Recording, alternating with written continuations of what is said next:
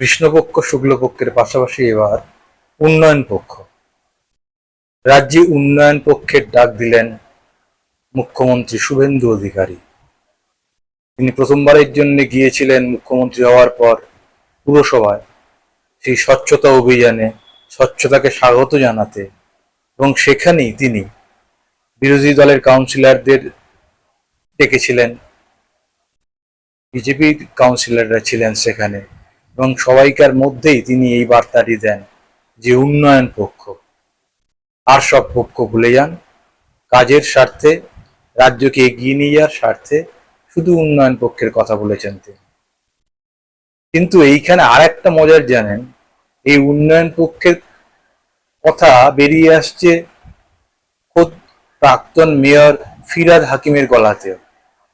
তিনি যে বার্তাটা দিয়েছেন, তাকে প্রশ্নে যে এবার আপনি কোন পক্ষে আছেন,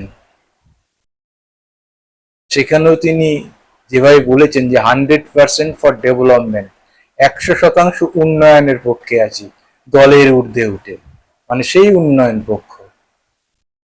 ফলে বাকি সব পক্ষ এখানে বরবাদ, শুধু উন্নয়ন পক্ষের কথাই বাংলার বাজারে ভাসছে এখন। প্রথমবারের জন্য দার্জিলিং পাহাড়ে গিয়ে কার্শিয়াং থেকে পাহাড়ের উন্নতির কথা বলেছেন মুখ্যমন্ত্রী। তিনি বলেছেন যে পাহাড়, তিনি বেড়াতে আসবেন না পাহাড়ে, তিনি আসবেন এখানকার মানুষের প্রকৃতি উন্নয়নের জন্য। মানে সোজা বার্তা দিতে চেয়েছেন প্রাক্তন মুখ্যমন্ত্রীকে যে তিনি মাঝে মাঝেই চলে যেতেন পাহাড়ে, কিন্তু কাজের কাজ কিছু হতো না, উন্নয়নটা সেইখানে অধরাই থেকে যেত।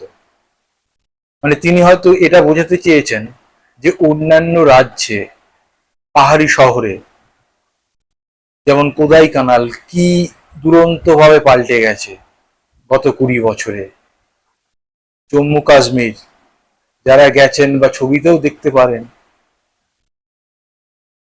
সাংঘাতিকভাবে বদলাতে চলেছে এবং বদলে গেছে, এর মধ্যেই অনেকটা বদলে গেছে।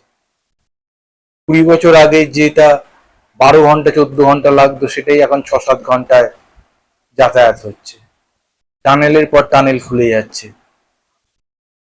উন্নয়নের একটা নতুন মাপকাঠি এসেছে এইটার প্রেক্ষিতে। এক সময় যেটা সিমলা থেকে মানালি যেতে 10-12 ঘন্টা লেগে যেত, এখন টানেল হয়ে যাওয়ার ফলে সেটা অনেক অল্প সময়ে 6-7 ঘন্টায় নেমে এসেছে।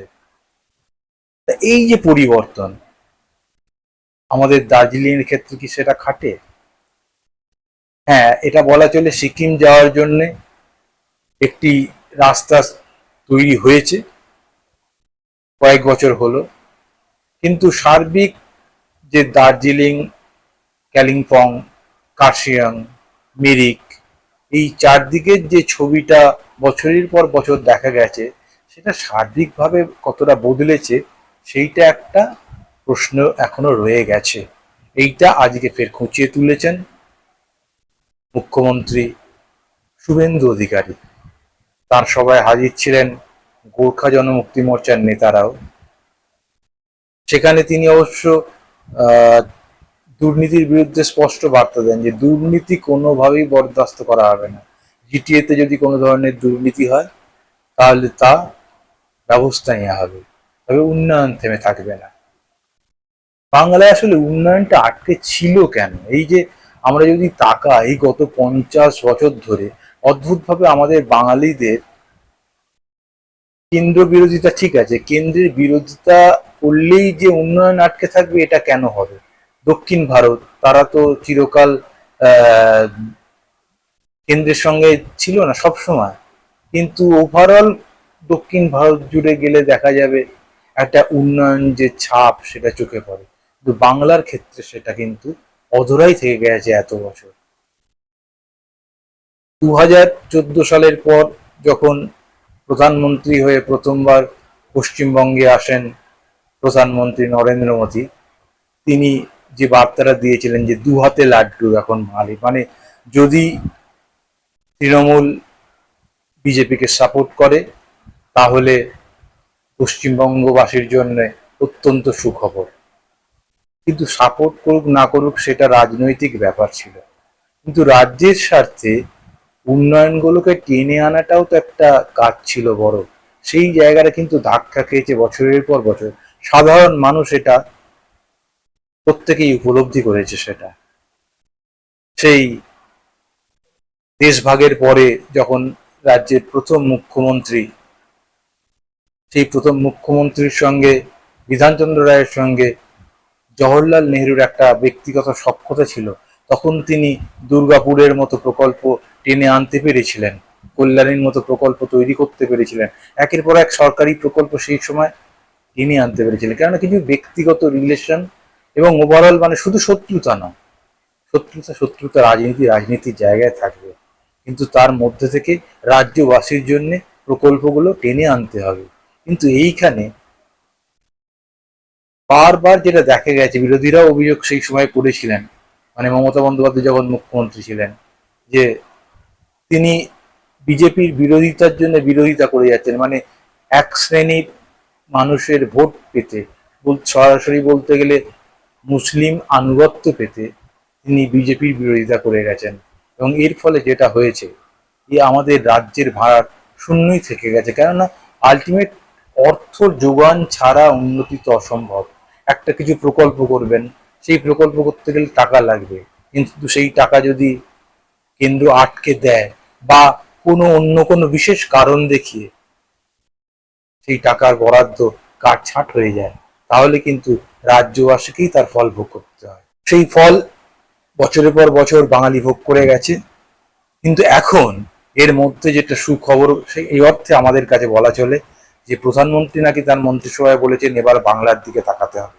মানে তিনিও বুঝতে পারছেন যে বহু বছর ধরে বাংলা বঞ্চিতই থেকে গেছে।